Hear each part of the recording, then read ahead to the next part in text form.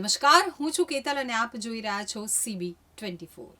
સાબરમતી નદી શુદ્ધિકરણની કામગીરી સંપૂર્ણપણે પૂર્ણ થાય તે પહેલા જ તેની ઉપર પૂર્ણવિરામ મૂકી દેવામાં આવ્યું છે। દેશની સૌથી વધુ પ્રદૂષિત નદી પૈકીની એક એવી સાબરમતી નદી શુદ્ધિકરણની કામગીરી ઉપર 20 દિવસની કામગીરી પછી પૂર્ણવિરામ મૂકી દેવાયું છે।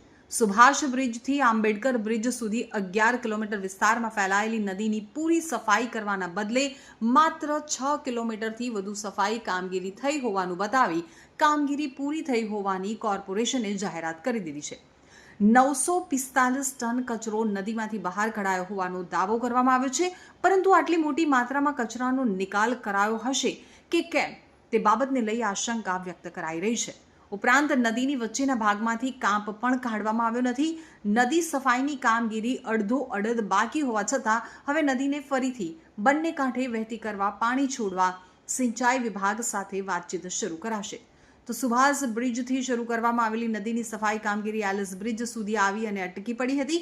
સાબરમતી નદીમાંથી 166 ટન પ્લાસ્ટિકનો કચરો, 86 ટન કાપડ, 90 ટન લાકડું અને 608 ટન જેટલો અન્ય કચરો મળી કુલ 945 ટનથી વધુ કચરાનો નિકાલ કરાયો હોવાનો સાબરમતી રિવરફ્રન્ટ ડેવલપમેન્ટ કોર્પોરેશન દ્વારા દાવો કરવામાં આવ્યો છે।